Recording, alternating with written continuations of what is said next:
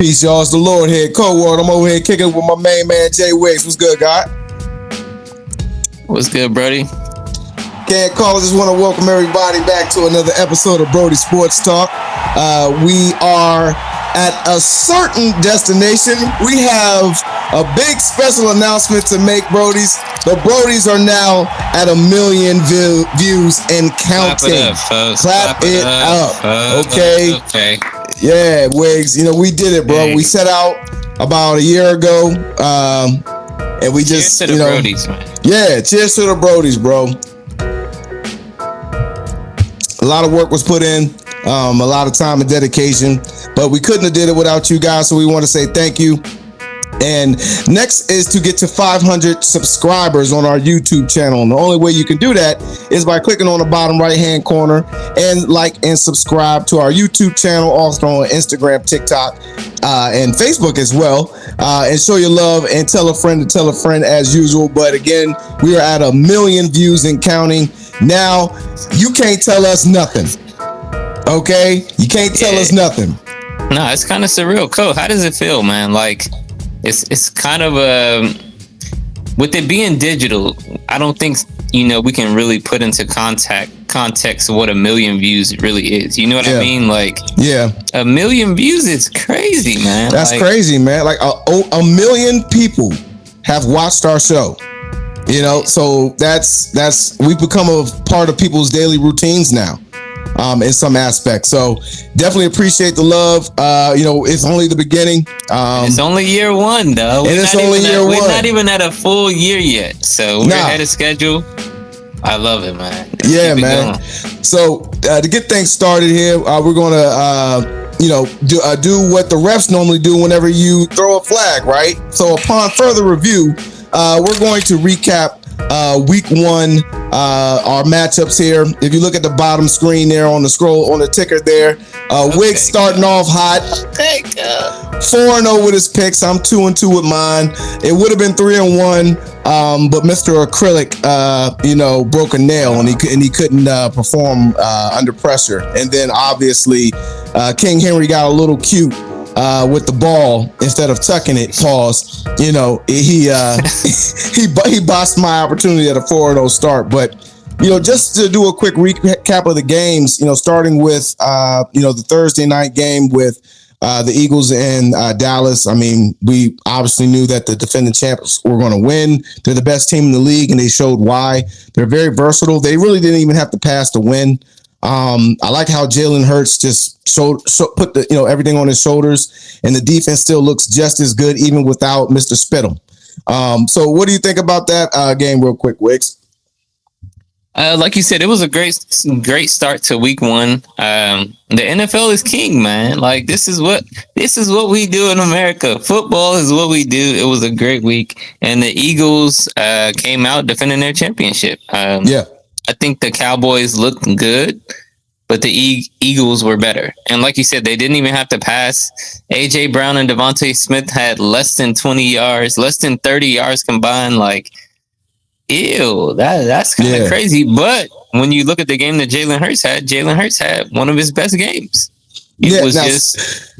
Now, speaking of ill, right? Now, we all know what happened at the beginning of the game with Jalen Carter spitting on Dak Prescott's jersey. Now, when we looked at the other angle, we saw that Dak Prescott started it first. He spit at the ground. Which is not spitting on somebody. So we're not gonna of course, it's not the same. So what Carter did was completely stupid.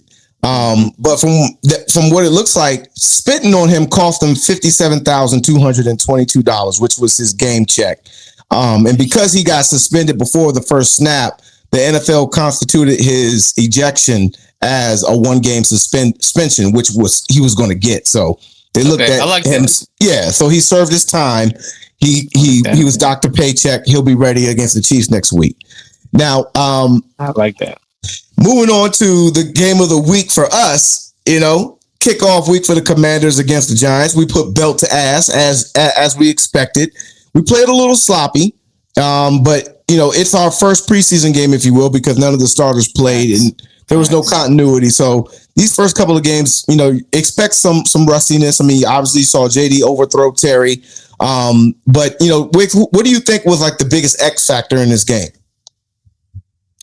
Oh man, the biggest X factor, I would say the defense, in my opinion, going against the Giants, because I think they made Russell Wilson look bad, and I think Russell Wilson is going to be okay. Like you said, I think you made a great point, calling the preseason game, the first preseason game for us as well as the Giants. Russell Wilson didn't play much in the preseason, so this was really his first preseason game, and he looked bad, but our defense looked great. Deron Payne looked really good. Javon Kinlaw, Dietrich Wise. We have a lot of size. Pause. The D line has gotten bigger. That was a thing that we had a problem with in the past. Was, again, it was just size. And when you're trying to stop the run, sometimes you just got to take up space. You have a great linebacker and Bobby Wagner, Frankie Louvu is back there. So if we can have some big guys up front to take up space, and we have that now. And then Deron Payne can get around, and Deron Payne was moving like a dancing bear out there. Like, he was moving like a linebacker at times. On our highlight code, shout out to the highlights on Instagram and TikTok. We're gonna have a lot more of those coming out every week for y'all too. But on our highlight, I have one of these tackles by Deron Payne. I thought it was Bobby Wagner. I'm like, yo, I think the defense was the X factor, but the offense. Like you said, the offense was sloppy, but we still looked really good. We only scored 21 points. We can score more than that, and we'll get that together. We should have had a field goal at the end of the second quarter. Laramie Tunsil had a couple brain farts, but he is dominant. That was a really good pass rush that the Giants have. That's the last thing I'll say. The Giants have a really good pass rush. They got a couple sacks on Jaden. However, our offensive line looked pretty good going against them. Again, it was a great matchup. Great week one. Yeah, man. Just excited. Very excited. I mean, people who have been following the team for years know that we typically don't do too well against the Giants. This has been the first time in 26 years that the team has beaten the Giants 3 consecutive times. Yeah, so in a row. Yeah, or this has been the first time in 5 years that our defense has held a team with no touchdowns. So like that just shows how our defense has been under the Rivera era, and just how we got to revamp. And for me, the X factor was Bill Krosky Merritt. I mean, this guy has the potential to be the rookie of the year, man. I mean, when you have a run threat like 5 and you have a legit offensive line, it's going to be very, very difficult to stop us, man. Now he has a speed. He had his longest run of the day code was longer than any run that Brian Robinson has ever had. Well, that's because he's already had one longer run. You can see it. Just look at the All-22 video. Yeah, he had vision and the speed. Now, here's one last thing I'll say about the speed before we move to the next game. He has the burst. Pause. Like he can start off fast. Like as soon as he gets the ball, it's like he takes off. His speed doesn't sustain though. So like, you see what I mean? Like after like 10, maybe 15 yards, he starts to slow down. But that's okay. That's a good observation. Okay. Yeah, that's okay. Like his top speed, once he gets to his top speed after like 10 or 15 yards, he starts to kind of like slow down a little bit. But I mean, he does run well. Like you said, he has good vision. He runs very well. To hit the hole, so yeah. Yeah. Now moving on to the Sunday night game, we fumbled the bag. Now, hold on. What you mean we? What you mean we, cuz? Hold on. What you mean? I fumbled the bag. Okay, there we go. The Bills came back and won against the Ravens. Great game. That might be the game of the year already after week one. Josh Allen, he put a lot of the skeptics to bed that, me personally, us, the Brodies, we said that Lamar should have won last year. We still believe that. But facts. It is what it is. He was like, look, let me go ahead and put some belt to ass real quick. And I'm going to show you guys that I'm the right guy. I mean, the right guy. I mean, period. Now, Derrick Henry had a great game. It was that one mistake that cost them. But, Harbaugh now has 23 blown lead games. Wiggs? 17. Wiggs, what's the problem, man? Why can't he hold on to the lead? So Harbaugh has struggled with greatness, with excellence. Everybody doesn't handle excellence well. That's why Phil Jackson is one of the best coaches, because he could handle greatness. Yeah. He got what, 6 rings with Jordan and 3 another with 5 Kobe with and Shaq and Kobe. Yep, or another 3. 5. He didn't get 5 with Shaq and Kobe. Chill. No, Shaq and Kobe combined, he got 5 with Kobe, and 3 out of those 5 were with Shaq. He got, remember? Yeah, they did a 3-peat. Then he left, and then he came back and won 2 more with Kobe. So he came back for those last 2. Oh, yeah, he's got 11 titles total, and then I think he has 1 or 2 with New York as a player. Yeah, no, I do know that too. But yeah, like Phil Jackson can handle excellence. Steph Curry can handle excellence. And that's a little bit of what it felt like watching the game with the Ravens was. It felt like what the Warriors were with Mark Jackson. And again, I think Mark Jackson could have won 1 championship, but he wouldn't have went on that run. Yeah, exactly. The offense that Steve Kerr implemented is great. The defense that they play, the way that they bring up players in their system, and it all revolves around Steph. I think they should have kept Clay, but that's a different story. The Ravens look like that. The Ravens look like they have Mark Jackson. They have a coach that's just not making the adjustments. And again, it just stems from having an excellent team. You can only blow leads if you have leads, which means the Ravens have been up. This game, we called it. Yeah, the only reason I picked the Bills was I wanted to go against you, Cole. Like, it was like, all right, let's not pick the same teams the whole way down the list. So that's the only reason I picked the Bills. Like you said, we really thought this was the Ravens. So I kind of just won by default by picking a different team. But yeah, the Ravens. Not a bubble win. You got a bubble win. That's a bubble chip. That's a bubble chip.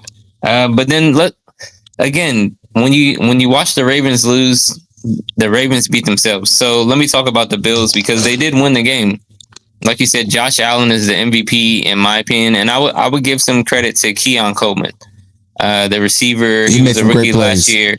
He made some really good plays. Had a deflection touchdown call. That was a great play. I think that might have been 4th down. So when you needed it, he was there. 2nd-year player. So looking forward to him just becoming a little bit better in this offense. Yeah, I mean they look promising, man. Like, year 2 and year 3 is normally when your flyers kind of start to bud. They're in the system for more than 2 years. The continuity is there. The chemistry is there. And Josh Allen's elite, man. He can put the ball anywhere. He can make it rain out there. To quote the Great Wedding Crashers movie, if you guys know that one. But I think that's a good transition. You talking about budding players in year 2? We got the Monday night game. Okay, that's what I was gonna say. That's a good transition to the Monday night game. We got 2 quarterbacks in year 2. Great transition, Wiggs, because we got 2 quarterbacks in year 2. McCarthy, this is year 2, but this is technically year 1 for him because he was out last year. And then this is year 1 for Caleb in a new system. So he started off decent, but he hit a wall, and I don't know what happened. They just figured him out, and next thing you know, things went haywire. McCarthy comes back and wins the game. I think one of the issues with Caleb that I just saw was that he gets super flustered easily. And then when that happens, instead of him locking in and staying focused like 5, he tries to play hero ball. Like this ain't USC, brother. You know what I'm saying? Like, this is the league. You can't be doing all that. This ain't USC versus Fresno Community College. Like, bro, you're going against NFL players every single week. You're talented, and you could see the talent in that. He went 10 for 10 on his first 10 passes. You could see he's fast. He's accurate. He can run through the progressions. But Colin Cowherd, I'll give him a lot of credit. He pointed this out. That was the script. You know how Andy Reid had the script at the beginning of the game? So you can see Ben Johnson has implemented a script. He's implemented a culture. I love those things about what Ben Johnson is doing, and you can see the fruit from the seeds that Ben Johnson has planted. Caleb had really good body language to start that game. Again, goes 10 for 10. Once the script was over, that's when Caleb started getting frustrated. That's when he started regressing to the old bad habits. He kept his body language pretty good. Again, the pain and nails I can do without. I'm gonna be honest. Like we can't be afraid to say like we disagree with things in America. What people want, and I'll say women want men to just the feminization of men in America. Like, bro, we got to stop this, man. Like, yeah, I can't stand that crap. I don't want my sons wearing fingernail polish. I'm not wearing fingernail polish. Like, it's okay to be a man, dog. And I'm not saying he's not a man. I'm not challenging his manhood, but I can disagree with him putting fingernail polish on. My thing with that is that it's too much of a diva energy that he's putting out. Like, and you're not even balling. Yeah, you're more focused on showing the world that you're against the grain by wearing nail polish, and your ass should be in the damn film room getting ready for JJ McCarthy and company. You got the nail shop. You need to be watching film, dog. You over there, with your nails under the little light. You know what I'm saying? While they're drying, and you got the little styrofoam footies on because you got your nails done, your toenails done, and all this other crap. When your ass need to be working on that damn drill that you botched during off season. And Co. Sorry, Tony B, but we gotta fry your boy up. Hey, no, we're frying him up. And let me say this, Co. Caleb Williams is 0-3 versus quarterbacks that are from the same draft class as him. He was the number 1 pick in that class. And he's 0-3 against the other quarterbacks, Jaden Daniels, JJ McCarthy, and I believe Bo Nix. Yeah. So he's 0-3 against them. And then when you look at Jaden Daniels in year 1 and year 2, you don't even have to wait till year 2. Look at Jaden Daniels' command of the offense. That's what people say about Jaden Daniels. He was cool, calm, and collect. When I watched JJ McCarthy, even when he was playing bad, he was cool, calm, and collect. He looked like he knew what the plays were. The plays are coming in on the headset. All right, let's run the play. Caleb is, I think Caleb's running the play well, but again, he's a little frustrated once the play starts. He's antsy in the pocket. JJ McCarthy knows where he's going. If it's not there, I'm going to my next option or I'm running. Jaden Daniels, the same thing. I know the play. I got 1 read, 2nd read, 3rd read. I'm running. Once I see Caleb do that, and I do think he's going to get better in the season doing that, but in this game, man, it was Ben Johnson. I think we talked about the second-year quarterbacks. I'll talk about the coaches a little bit. I think this was Ben Johnson's kind of rookie debut, and he got out-coached by Kevin O'Connell. Yeah, Kevin O'Connell's a great coach. He clearly showed that he was under the pressure. And that's why I was thinking that because they put him on Monday night, his first game, that was a rough spot for him. Yeah, it was a rough spot. So, we'll see how the season goes for these guys here, Brodies. Let us know what you think. Click on the bottom right-hand corner, like on Instagram, TikTok, and YouTube. Now, next, we're going into week 2. So we're going to see who we got here for the week 2 matchups. Now, we got the Commanders at the Packers on Thursday night. I'm going Commanders. Who you got, Wig? That's a big game, man. That's a great game. Commanders, Packers. I mean, this might be an NFC championship game. Possibly. Honestly, this could possibly be an NFC championship game. Or the winner might have the tiebreaker for like the number 1 seed or for a playoff seed. You just never know. Like, this is a very big point. Game early in the season because it's 2 playoff teams and 2 playoff teams that have a legit shot at winning the Super Bowl. But 2 black quarterbacks that are really good. Yep, the whole 9. Now, here's the breakdown. I think our wide receivers are better than their secondary, and I think our secondary is better than their wide receivers. But I like their running back better than our running back right now. But we got 5. He's one. Yeah, they have 1 running back that's better. Yeah, but we got 5, and Jordan Love, although he's mobile, he didn't run much. He's not known for being much of a runner, but our quarterback is, which is going to open up the opportunities for Krosky, Merritt, and company. So I'm taking the Commanders in a shootout, Wigs. I'm going 42-38 Skins. Okay, I'm going a little bit lower than that. Pause. I'm gonna go Commanders 24. Packers 20. Okay, so we got a tight game regardless there. Now, but Commanders win. Yeah, of course. I'm taking the Commanders. Next, we got the Eagles at Chiefs for a Super Bowl rematch. Now, I'm taking the Chiefs on this one, and I'm gonna tell you why. No more pressure. Okay, no more pressure to perform. 2, they're at home. 3, it's a rematch, and and Mahomes is pissed, especially after losing to the Sherbert. So Andy Reid has been up all night planning because they have never gone 0-2 in the Patrick Mahomes era, and I don't see it happening now. Start the season. Yeah. Yep, I don't see it happening now. So give me the Chiefs. Who you got, Wiggs? Damn, I'm going Eagles. This is easy for me. The Chiefs losing Xavier Worthy is going to hurt them, especially when you already lost Rashee Rice. I heard Travis Kelce come out and take accountability. He said he shouldn't have ran into Xavier Worthy. It was his responsibility to be further outside the numbers. So it was on him basically to avoid Xavier Worthy. Xavier Worthy was running his route, and he's the fastest player in the league right now. He has the fastest 40 time in the league. When you lose the fastest 40 time in the league, it's going to affect you. The Eagles mollywopped, belt to ass, whatever you want to call it, the Chiefs the last time they played. And I think the Eagles are just too good. Jalen Hurts is too good of a quarterback. I think the Eagles are going to win this game easily. I think it's going to be close because I think the refs are going to be involved. Yeah. But I think the Eagles are still going to win this game by at least 7 to 10 points. Okay.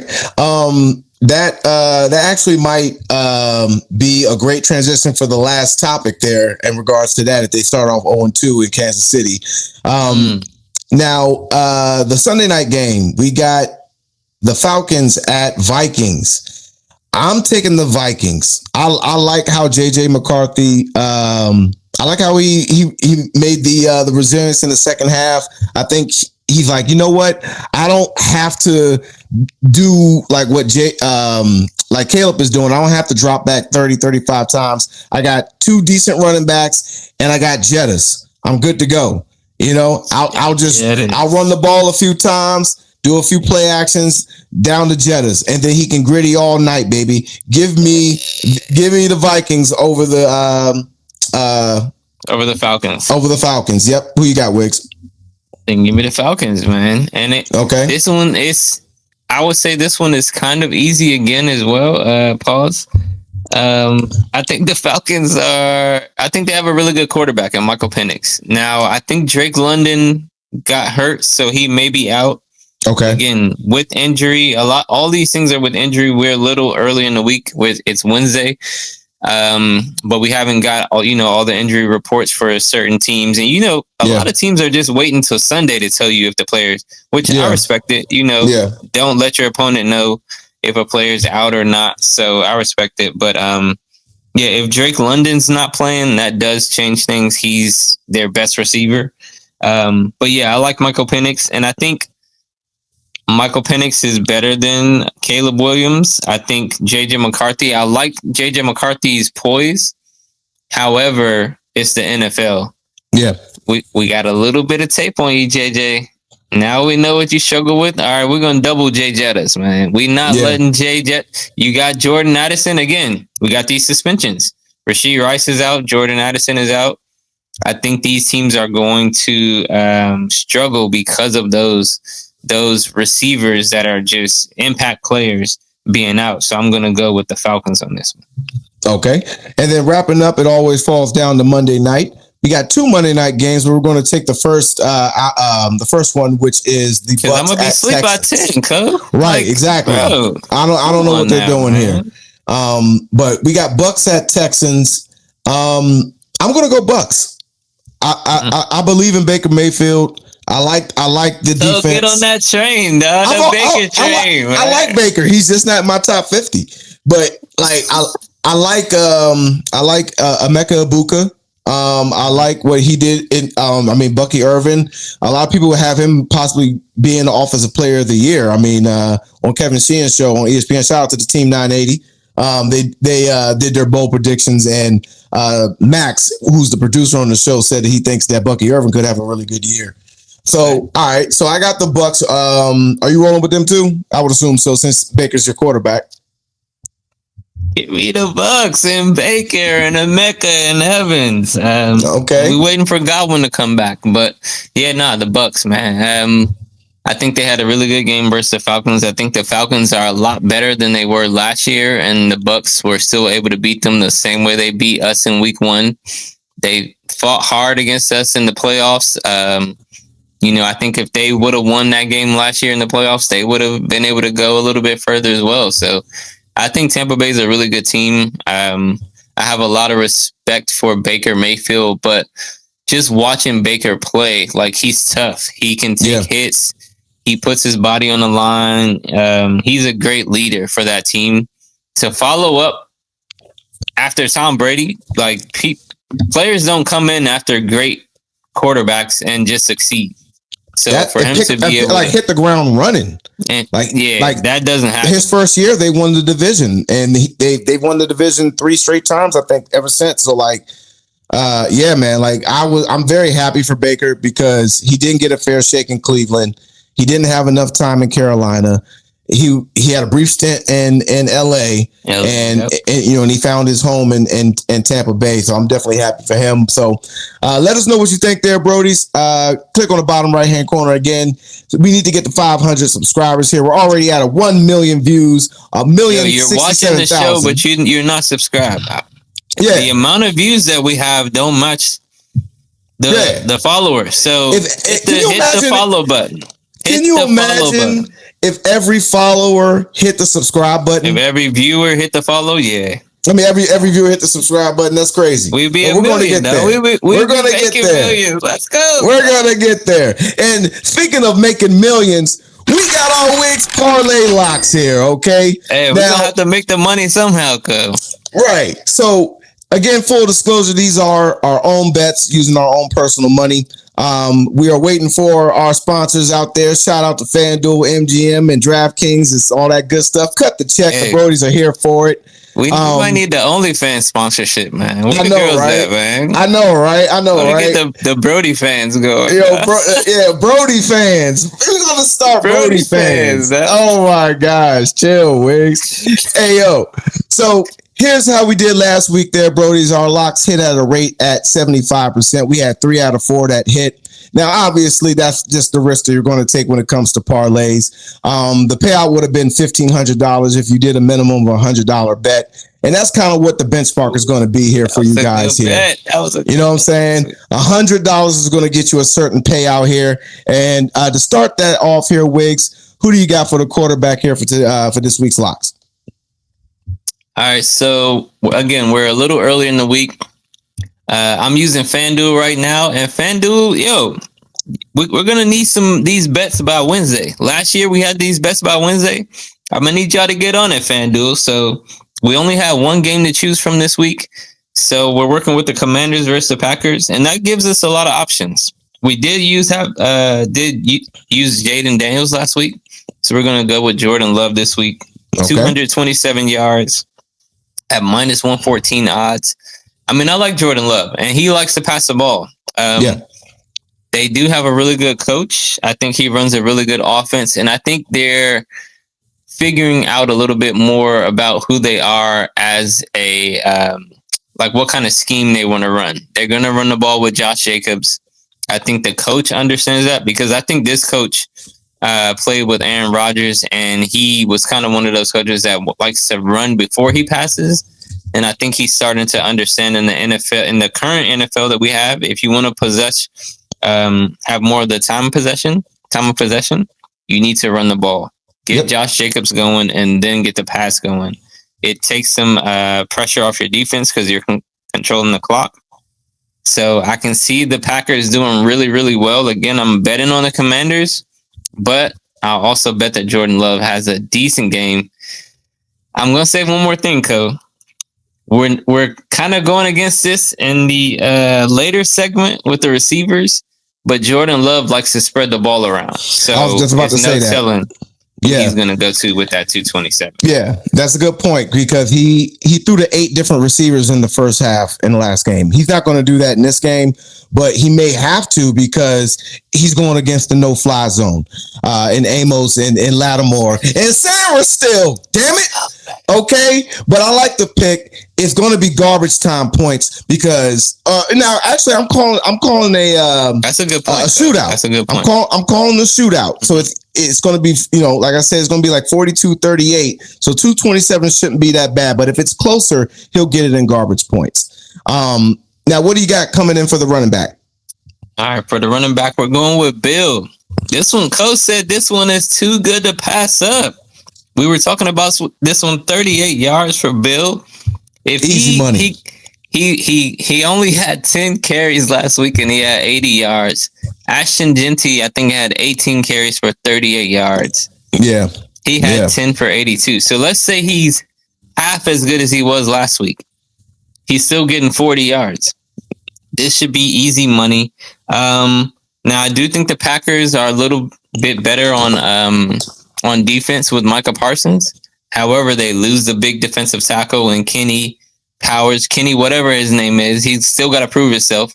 I don't know your last name, Kenny, but I know your name is Kenny, the defensive tackle that got traded for Micah Parsons. Yeah. But you're not important this week. Micah Parsons is important. But Jaden Daniels is going to handle Micah Parsons. Jaden is already familiar with Micah, man. Like, we don't have to worry about that. They traded Micah because they couldn't stop the run. So now we got Micah going against Bill. Bill's gonna handle it. I'm not worried about that. The guy's got great vision. He has great acceleration. Ain't worried about it, sweetheart, because we got that splat. Okay, so I like to pick their wigs. I mean, like I said before we started talking, like this dude probably is gonna go for 100, man. The way he looked last week, I don't see any reason why he can't.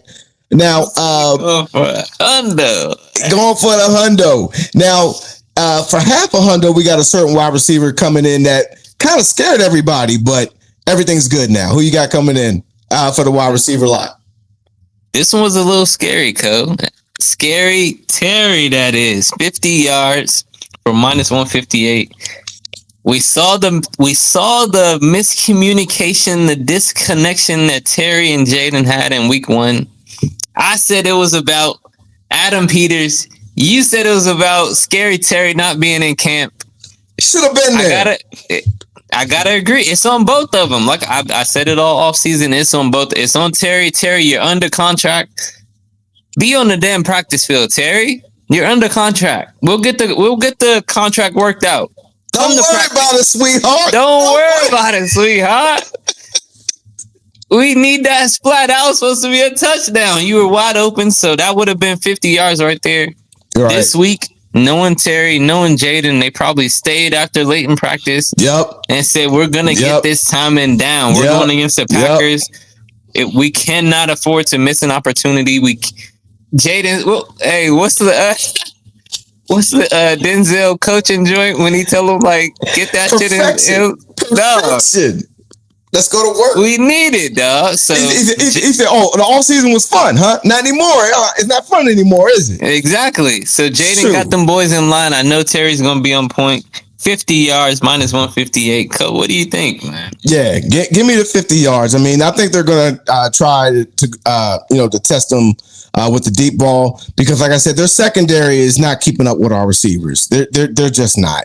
So it's like I said, look for it to be a shootout. Scary Terry and Debo. Yeah, look for it to be a shootout. Like 50 yards is nothing. Now, for the anytime touchdown, who you got for that lot? Now, like you said, it's going to be a shootout. And the crazy thing about shootouts in the NFL, whenever it's a shootout, it's always that one player that you think is going to get a touchdown that doesn't get a touchdown. Yeah.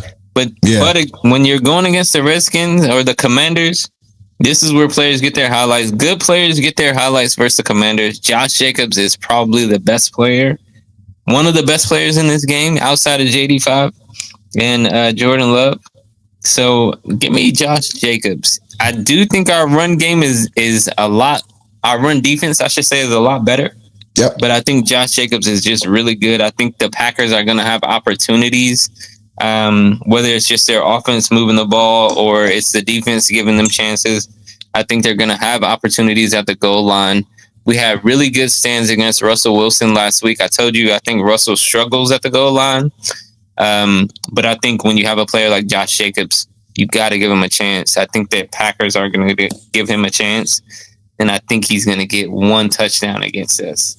Yeah, I agree. We'll call it a lock. I don't like picking it, but we'll call it a lock. Yeah, I think he's going to get the touchdown like on their opening drive or something, and then we'll make adjustments and that's it. So I like that pick here. Now we're using $100, Brodies, as the benchmark. So the total payout for this week, y'all, we got a plus 704 for the total odds here. Payout on $100 bet is going to be $700. And last time I checked, coming out, code we can get got some J's dropping. But the last time I checked, the average auto loan was about $600-700 a month. Go pay your auto loan bill for the month. Pay that car note off, and tell them the Brodies sent you. Hey, okay, I got a year left, man. Oh man. Oh my gosh, man! I can't wait. I can't wait, y'all. But let us know what you think there, Brodies. Click on the bottom right-hand corner again on Instagram, TikTok, and YouTube, and tell a friend to tell a friend. But next here, we're going to go ahead and move on to our Stardom Situm. Now, for fantasy roster management purposes only, first week we did our rosters, and now we're going to move on until the other players here. So starting off with the quarterbacks, I'm going to take Justin Herbert. I'm not going to disrespect him this week. I'm going to call him Justin Herbert because the Sherbert showed up last week. And you're taking Justin Fields, which could possibly be one of the sleeper picks in fantasy. He had a great week last week. So I'm rolling with the Sherbert. You're rolling with Justin Fields. What do you think, Wiggs? I think those are two really good starts. What's really crazy, we had Herbert on our waiver wire. Like, Justin Herbert is available in the waiver wire, and we have him as a start. So not even have him on your bench. Pick him up if he's on your waiver. Start him. Like, put him in the game. I think he's ready. He had a great regular season last year. Like, I think Justin Fields is going to have a great regular season. They're letting him control the offense. He looks like he has control of the offense. I like both of these picks. Yeah, I like it too. And Justin Fields, I mean, he showed out, against what was thought to be a pretty good defense in the Steelers, and he hung up 31 points on them. On an average NFL game, that should get you a win. The defense just has to show up a little bit. They're going to have a tough challenge with the Bills, but I mean, the Bills' defense isn't that good. So, I mean, they just gave up to 40 to the Ravens. So. Yeah. So, if you got Justin Fields on the waiver wire or on your bench, you might want to consider starting him this week. Now, as far as Situm goes, I'm going with Danny Dimes, and the Wiggs is going with the B word. Now, Danny Dimes, I mean, he did good, right? I mean, he had a really good debut as a coach. Not going to take it away from him. But he played the Dolphins, unfortunately. So it's kind of hard to give him, any real credit. Like, he did that against a creditable team. Speaking of credible teams, that might be good for the last segment. Stay tuned. But I think it's a good setup for for the Jets to play well if you got them on there. So what do you think about that, Wiggs? I like Danny Dimes, man. Let me not say that. I like Danny Dimes on the Colts. It reminds me a little bit of Flacco on the Browns. Flacco went to the Browns. He was able to run the offense, complete some passes. I think there are just certain coaches that understand what their quarterbacks can do, and they don't ask them to do too much. I think Brian Dable wants a little bit more out of his quarterbacks in New York. And I think Jackson Dart is going to be pretty good once he gets a start. Yeah. Russell's not there anymore, and Daniel Dimes isn't that quarterback. But I think in this Colts system, I think Danny Dimes can be okay. So I think, who are they playing again? Let me see. The Colts are going against the Broncos. Oh, that's where the Situm comes in. Yeah, exactly. They're playing the best defense in the league. And Danny Dimes, I think the head coach there used to be the offensive coordinator for the Eagles. The year they went to the Super Bowl and lost. So he was working with Jalen Hurts. So he knows how to work with a quarterback, not only who's a run threat, but is limited in the passing tree. So, Yeah, I like him on the Colts, but I don't like him against the against the Broncos this week. And I believe they're at Broncos, right? Yeah, they're at Broncos. And for Yeah, Trevor Lawrence, the B word, I mean, bro, Brian Thomas had like less than 25 yards. Travis Hunter had less than 50 yards. Trevor, you got to prove it, man. You're missing open passes. It's just like Caleb. Like the thing I saw with Caleb, once he got past that script, he was missing open receivers with nobody pressuring him in the pocket. It's the same thing with Trevor Lawrence. You're missing open receivers. You have good receivers in Brian Thomas and Travis Hunter. Make the damn passes. Make the throws. You're supposed to be a generational talent. Show us, man. And he's playing the Bengals, one of the worst defenses. So if one of the worst defenses. So I'm sitting him on this week because I really don't believe in him. Yeah, I'm with you. Now with the running backs here, I'm going Trevion Henderson, and Wiggs is going with Breece Hall.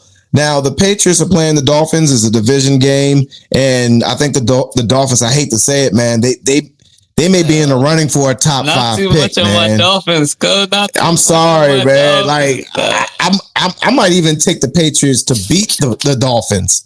It's just not looking good. I wouldn't disagree with that. I would not disagree with that. It's not looking good. And then like Breece Hall is just going to feed off of Justin Fields' dual threat ability. So I like that pick too.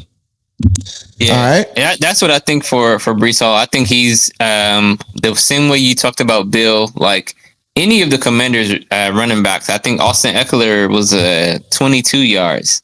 I might take the whole running backs for my bets for parlays because you got Jaden Daniels. Like, you got to respect what Jaden Daniels is doing. And clearly the Commanders are running Jaden Daniels. Like, that was something else I noticed, Cole, was they're running Jaden. And the Jets are running Justin Fields because he's still developing his passing acumen. Like, Jaden's at this level, Justin Fields isn't there yet. So he's still depending on the run a little bit more. And that just opens up the running game that much. So I really like Breece Hall this year. He was like one of the top 5 fantasy players last year. I think Breece Hall is going to be a top 5 again this year. And Trevion Henderson, he could give Bill a run for his money as far as rookie of the year. So I like that pick too. Yeah, we'll definitely see how that works out. Now, as far as Sid'em goes, the Eagles are playing one of the best. The Chiefs are playing one of the best defenses. So I'm sitting Isaiah Pacheco, and Wiggs is sitting Kenneth Walker. Now, the Seahawks are playing the Steelers. So I mean, that's the defense is supposed to be good. So I agree with the sit, but I don't know. I don't know. This might be up in the air. But they're at the Steelers, so that goes for them as well. So I'll say this: the big reason is because Charbonnet got more carries than Kenneth Walker, and okay. Like, if Kenneth Walker is getting, I think Kenneth Walker got 10 carries and Charbonnet got 12. It looked a little bit like, I don't know if you saw Jordan Mason for the Vikings and Aaron Jones. Jordan Mason had like 15 carries. Aaron Jones only had 5 carries. He had like 4 or 5. Yeah, he had like 4 or 5 receptions as well. So it's like, all right, we'll give you 10 Aaron Jones, but we're giving Jordan Mason 15. It was kind of similar with Charbonnet in this game. They gave Charbonnet 12, Kenneth Walker 10. I had Kenneth Walker as a starting running back, and if he's not getting those touches, he can't be the starter. Yeah, understandable. Okay, so for wide receivers here, I'm going with the rookie Emeka Egbuka, and Wiggs is going to roll with Ricky Parcel. Now, there was a big there was a big injury to Kittle. I mean, understandably so, because he's injury prone. So he's definitely going to be getting a lot more of the targets. And Emeka Egbuka, I mean, I think at this Great pace, game. They might mess around and release Godwin because they'd be like, yo, when he gets healthy, like, I don't think we need you, bro. And we paid you a whole bunch of money. Yeah. I like Egbuka. He had 2 touchdowns the last game.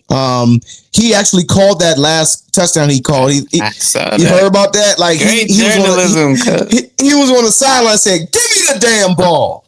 He said, I'm about to run a post on these boys. They can't check me out there. Throw me the ball, Baker. And Baker put the ball in the money. I really like that pick, Co. Because like you said, Chris Godwin's not in the game, and it looks like he's taking Chris Godwin's spot. Yeah. Mike Evans is still going to gather players or a crowd because Mike Evans is that good. He led the team in the targets. So Mike Evans is still the number one go-to receiver, but Egbuka with Baker is really good. Baker spreads the ball around. As far as Ricky Pearsall, George Kittle, like you said, he should be coming back. I think 4 weeks. They put him on injured reserve. They put him on injured reserve. Yep. He's going to be out for at least 4 weeks. Ricky Pearsall and CMC, Christian McCaffrey, are going to get all of the targets. I like them on the parlay too because there's nobody else to go to. If Brock Purdy's in the game, I really like those two players. Yeah, I like that. He's definitely going to get a lot more targets. Now, as far as Sidham goes, the Packers are going into the no-fly zone, Brodies. I'm benching Jaden Reed. Wiggs is benching Matthew Golden, the two wide receivers for the Packers. Now he's gonna, Jordan Love's gonna be spreading the ball around either way, but like we have arguably 3 shutdown corners. Okay, we have a bigger defensive front. And we got Von Miller. Okay, like no fly zone. Okay. It's going to happen. Go ahead and bench those wide receivers. They're not putting up any numbers because Lattimore shut down Neighbors, who was a well-qualified receiver. He held him to like 3 yards or some crap. I expect him to do way better against these no-name guys. What do you think, Wiggs? Oh, I'm about to take it to church. No weapon formed against me shall prosper. It won't work. None of these receivers, dog. We rebuke them. None of these receivers are going to do anything versus us. Like you said, Coach said, no fly zone. The cornerbacks we have right now, if they're healthy, man, watch out. Like Lattimore, if he's healthy, he has the speed. Trey Amos, man. Let me talk about Trey Amos for a little bit. He was on point, Co. Yeah. When I was watching Trey Amos, he looked really good as far as coverage is concerned. Cam Scatterbo got him. I don't know if you saw the Cam Scatterbo truck him. He's a fullback, man. That's supposed to that was the one. That was the He's one. He's supposed to do that. That was the only. You got to have your welcome to NFL. But I'll say this, Co. Trey Amos didn't duck him. Nope. He didn't duck the fade. He didn't run away or nothing. He went in there to make the tackle, and he got. It's just like getting dunked on. Like if you're a good defender, you're gonna get dunked on. It's gonna happen. I love the fact that Trey Amos he didn't look scared. He didn't look timid. He looked like he belonged, and that's what people said about. It's very similar to what people were saying about Jaden Daniels last year. Everybody was just like, "Yo, he's him. He's that guy. He looks the part. He fits the part. All of that." I heard Sean Springs talking about Trey Amos, and he was basically like, he looks like a vet. He looks like he's been in the league for 4 or 5 years. Trey Amos looked like Marshawn Lattimore. He might have looked better than Marshawn Lattimore. And then Samuel is just, he's a Michigan man. Shout out to my Michigan man. He came to the game in a sweater vest for his first game, man. That takes me back to high school. I came to high school freshman year in a sweater vest. Sweater. Oh my gosh. And my boy Mike Sanderstill came out in a sweater vest week 1. Shout out to Mike Sanderstill. Let him know how the Michigan boys go. That was just a classic to see. You lucky I ain't see you in that. I'll cook your ass up, Wiggs. I got cooked. I took it off. Was it the V-neck? Was it the V-neck? It was a polo V-neck sweater vest. I took it off by first period because I was getting cooked, dog. This was my introduction to PG County. And PG don't wear no sweater vest type shit. So you might as well put on a FUBU jersey. No. And I put the FUBU jersey on later that year, and I think I took that off by third period because I got cooked. Yeah, I did. So, I wore one. PG County will make you take your clothes off. Like by second or third period, your clothes will be off because you're getting cooked that much. Shout out to Mike Sanderstill for wearing the sweater vest to week 1. But Mike Sanderstill that's our third cornerback, and he's really, really good. So it looks good, man. So our safeties as well. Let me shout them out. Quan Martin almost had a pick. The pick was called back because of I think Bobby Wagner hit the quarterback in the head. Yeah, it was which was a BS call. Foul. It was a BS call. Yeah. But shout out to Quan Martin. People have been saying that he's gonna take the next step as far as like safety play. He looked really good. So man, no fly zone. Yeah, I mean, like this is definitely going to be the deciding factor here, Brody's. Like if the Commanders defense can be top 15, Super Bowl. Now, Super Bowl. Moving on here now. Normally when people blow up the bathroom or if it gets too hot, somebody got to open a window, right? So what we're going to talk about here, Brody's, in rapid fire fashion here is we're just going to go over just certain players and certain teams where the Brodies feel the window is either open or still open or is it closed. So to kick things off here, I'm going to start off with the Kansas City Chiefs. Now, I believe that their window is still open. Okay. But they've been to 5 Super Bowls out of the last 6 years. That is a very, very, very tough task to do. Okay. They've gone to 3 straight. Yeah. And it's turning into LeBron because they're having more losses eventually if they keep doing this. Now, don't mention that false prophet in front of me. Now, I still think that the window is open for the Chiefs. However, I do feel like it's starting to close just a little bit. It's not wide open like it used to be. Okay. The Super Bowl still has to go through Kansas City, but I think just after how Josh Allen played last week, Justin Herbert starting to come around, and Lamar still playing. Joe Burrow's tired of people talking about him. Like, it's only a matter of time before somebody knocks them off the top of the hill. 5 is in the league, so you got to compete with 5. Yeah, so I still think the window is open. What do you think, Wiggs? I'm with you. The window's still open. Justin Herbert is a great regular season quarterback. He lost a good game to a good team. That's a good quarterback, good coach, well-coached team. Week 1. You lost your best receiver after having Rashee Rice out. We'll take that loss. But like you said, Andy Reid is going to go back in the lab like, this shit ain't happening again, man. We're not about to start 0-2. We're going to do everything we can, and we're going against the Eagles, one of the toughest matchups. Again, I'm choosing the Eagles to win this game, so I think they are going to start 0-2.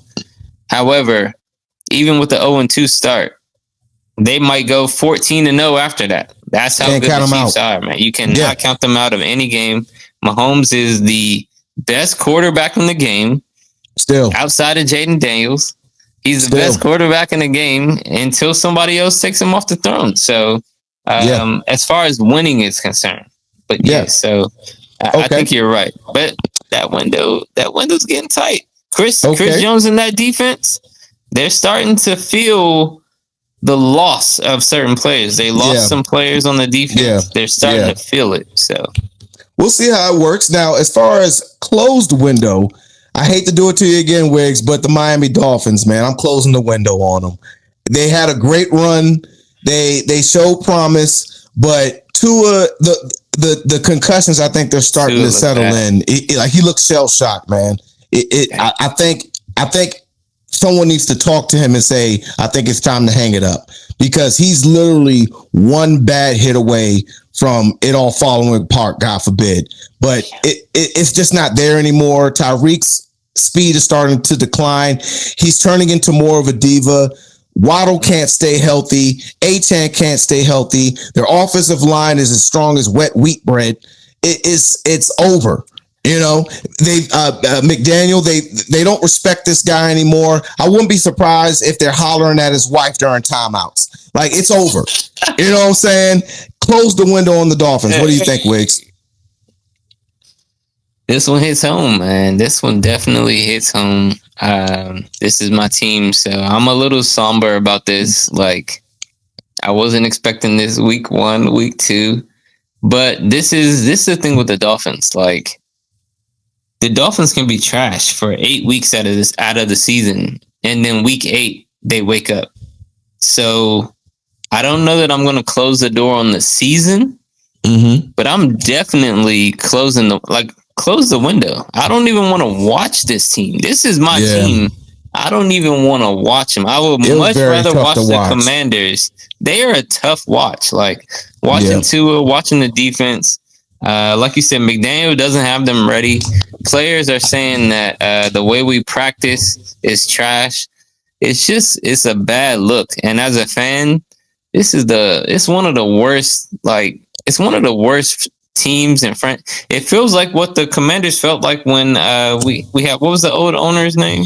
Snyder. Dan Snyder. Yeah, it feels like when we had Dan Snyder as the owner. It was just like it's just a bad aura around the franchise. Yeah. We haven't been good for a long time. We're not in competition for a championship.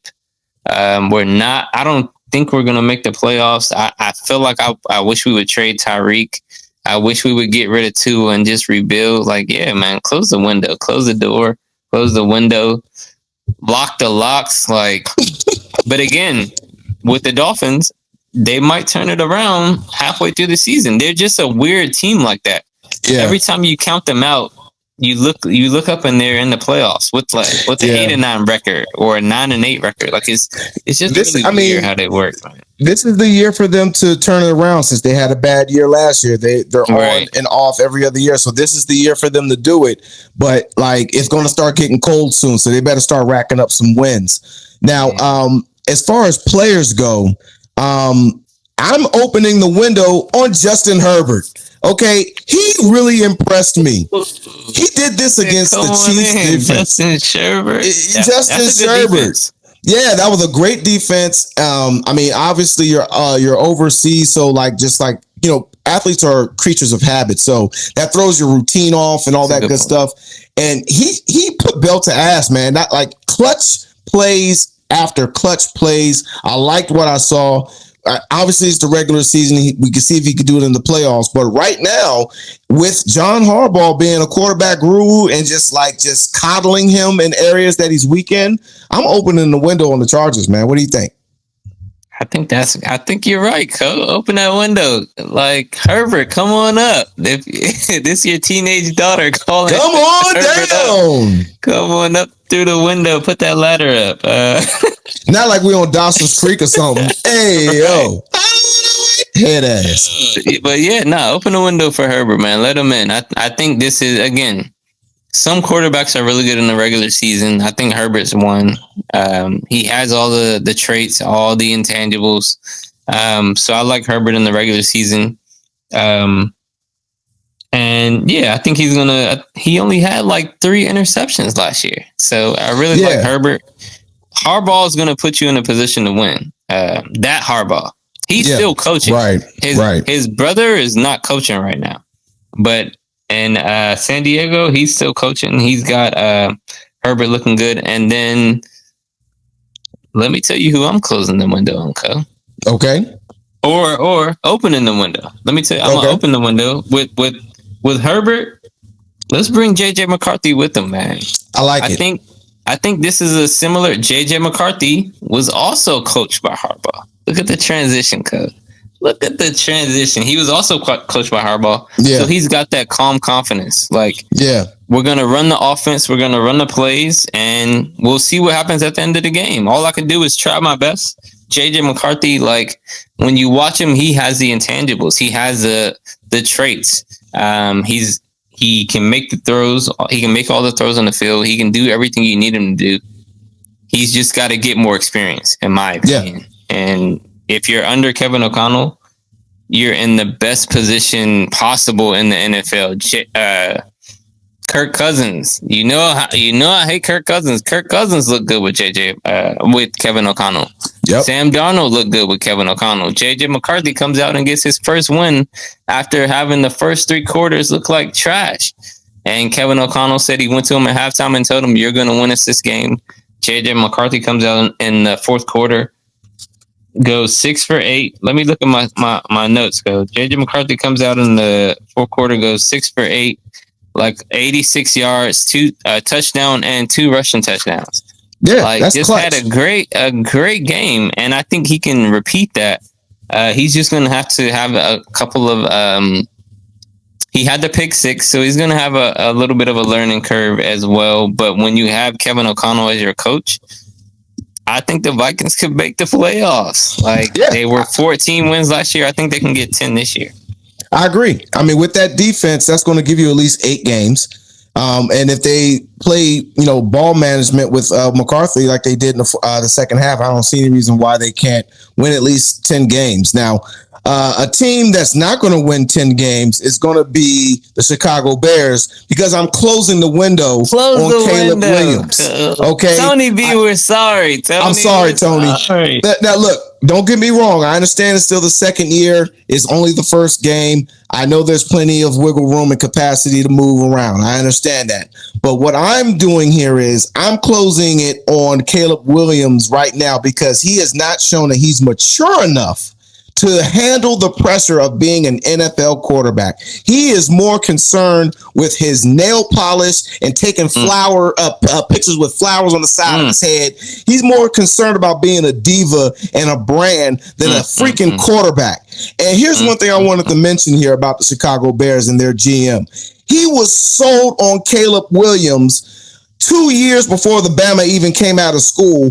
Didn't interview Jaden Daniels, didn't interview JJ McCarthy or Bo Nix or anybody else coming out of that class. He was sold on Caleb Williams. He ignored all of the red flags. He was just completely sold on the hero ball that this guy played in college, forgetting the fact that the following year, the Bama only had like an 8 or 9 game win season and choked in the playoffs and was left crying in his mama's eyes, like in his mama's arms and stuff. He ignored all the red flags. And for that, after this year, when they don't make the playoffs again, he needs to be fired. He's getting fired. No, you're absolutely right, Co. And that was, I'm 100% with you on that one. I'm closing the window. And again, I think they're gonna be okay. I think Ben Johnson is gonna get it figured out, but I think Ben Johnson only has a couple of years as well. So I think it's gonna go general manager is fired this year. I think Ben Johnson is gonna get fired next year, and then I think and then I think Caleb is gone the year after that. Because you know they always fire the coach before they let the court. We'll get a new coach in, and then if you can't do it with the new coach, so Caleb will be on his fourth coach, because his first coach was fired during the season last year. So he had 2 coaches last year. He's already on his 3rd coach in 2 seasons, and that coach is going to get fired. So he'll be on his 4th coach in 4 years, and then Caleb's going to be out there. He's going to be on another team, but he'll be like Sam Darnold was. You're drafted high and you're sent to fly. So Baker Mayfield, like a lot of these quarterbacks, you might be able to figure something out later on down the line. But I think Ben Johnson I'm going to say, I just don't think he has the temperament to be a head coach. I think he can be a good offensive coordinator. But to be a head coach, I don't think he has it. And I think Caleb is going to be okay, but I don't think he's going to be a winning quarterback. I don't think they're going to be in the playoffs. And in the league, you got to make the playoffs. That's what it comes down to. We play to win the game, Co. Week 1. Week 1, we're back, dog. Week 1 is in the book there, Brodies. Let us know what you think. Click on the bottom right-hand corner and like on Instagram, TikTok, and YouTube, and tell a friend to tell a friend. But that concludes our episode here for this week, y'all. We'll be back next week with all new parlay locks and all new picks. But until then, it's the Laura Cole World. It's the guy, Jay Wiggs. It's Brodies Sports Talk. We'll see you guys next week. Peace.